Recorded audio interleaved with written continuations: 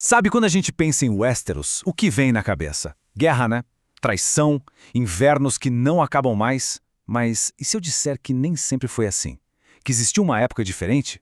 Uma era de paz, pelo menos na aparência?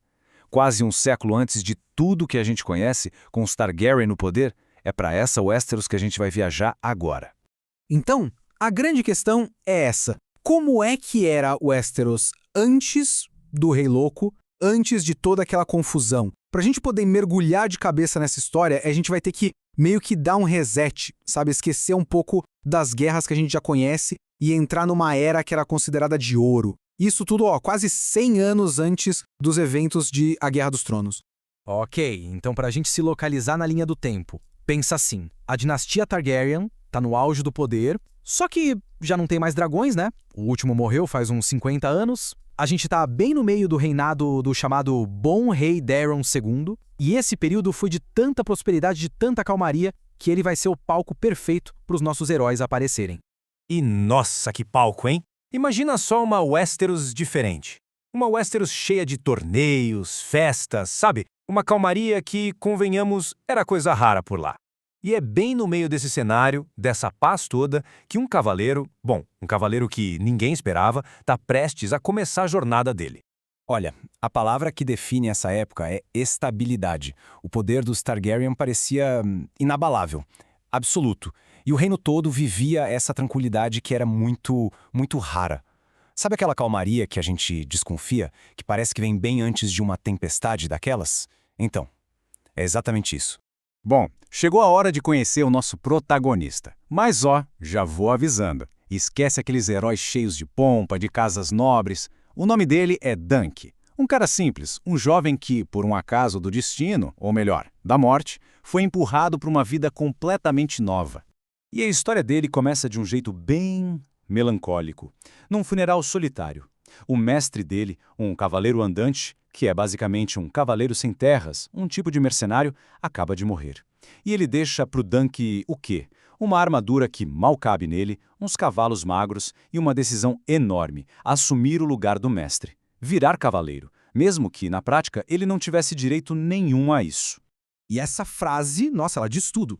É fascinante. Com umas palavras super simples que ele fala ali pro túmulo do mestre, a gente já saca qual é a dele, já entende todo o código de honra do Dunk. Ele valoriza o que é justo, o que é certo acima de qualquer coisa. E isso vindo de alguém que veio literalmente do lugar mais baixo possível.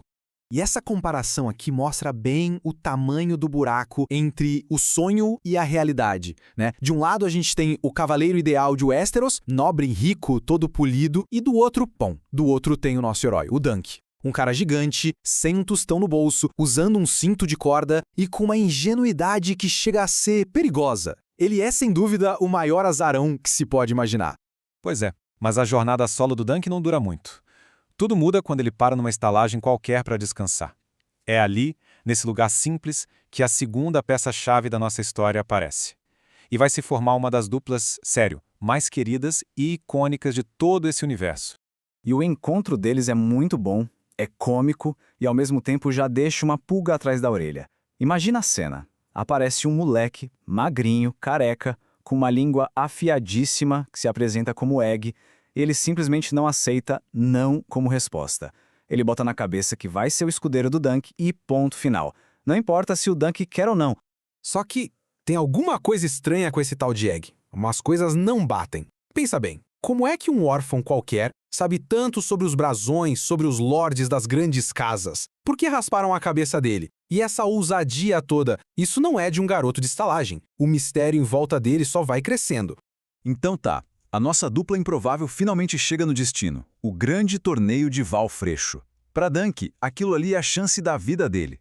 A chance de ganhar um nome, um dinheirinho e, mais importante, de provar para todo mundo e para si mesmo que ele é um cavaleiro de verdade. O que ele não sabe é que é exatamente ali que ele vai enfrentar o maior teste da sua vida. Um teste que vai definir quem ele é de verdade. E no meio daquela festa toda, da competição, dos nobres para todo lado, a violência acontece. Do nada. Uma artista, uma titereira de Dorne, uma plebeia, começa a ser agredida. Bem ali, na frente de todo mundo. E a reação da maioria das pessoas é desviar o olhar. Fingir que não tá acontecendo nada. Só que o agressor não é um Zé Ninguém. Não é um nobre qualquer. É um príncipe. Um Targaryen. Isso muda tudo. Se meter ali não é só arrumar briga, é cometer traição. O nome dele é Aerion. E ele é basicamente a personificação da arrogância, daquele poder que sobe a cabeça e corrompe. E aí, vem o momento. O ponto de virada. Sem pensar duas vezes. Sem calcular as consequências, a diferença de classe, o risco de morte, Dunk age. Ele fala apenas 3 palavras. É o instinto dele. O instinto de um cavaleiro de verdade falando muito mais alto que o medo. Mais alto que a lógica. Dunk não só fala, ele vai pra cima. Ele ataca um príncipe pra defender uma pessoa comum. Em Westeros, isso é simplesmente impensável. É assinar a própria sentença de morte. Naquele momento, ele selou o destino dele. Pra sempre. E agora a gente chega no clímax da história. Porque, claro, as consequências do que o Dunk fez são imediatas. E são terríveis.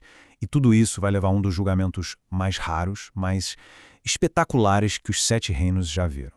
Pronto. A acusação é oficializada. Traição contra a coroa. O príncipe Aerion, obviamente se sentindo humilhado na frente de todo mundo, exige justiça. E a justiça que ele quer é a punição mais severa que existe. A vida do Dunk tá literalmente por um fio. Então, ele tá lá, preso, sozinho, sem um único aliado. O que ele faz? Ele joga a última carta que tem na manga. Ele exige a única coisa que um cavaleiro pode exigir numa situação dessas. Um julgamento por combate. Que os deuses e a espada dele decidam se ele é culpado ou não. Só que o Aerion não ia facilitar. Ele resolve aumentar a aposta. Ele invoca uma coisa chamada julgamento de 7. É uma tradição super antiga, quase ninguém mais lembrava disso, em que o duelo não é de 1 contra 1. E aí a gente entende o tamanho do problema. De um lado, o príncipe Aerion. Com o status dele, com as conexões, pra ele é fácil, né? Arrumar mais 6 caras para lutar do lado dele é moleza. Mas e o Dunk? Ele é quem? Um ninguém. Um cavaleiro andante desconhecido, sem terra, sem nome, sem amigo nenhum ali. E é com essa pergunta que a gente fica. Quem em sã consciência arriscaria a própria vida, arriscaria trair a fúria da casa Targaryen por um cavaleiro andante, um Zé Ninguém, cujo único crime foi ter feito a coisa certa? A busca por essa resposta é o que vai definir não só o destino do Dunk, mas o que realmente significa ter honra num mundo dominado pelo poder. É daí que nasce a lenda.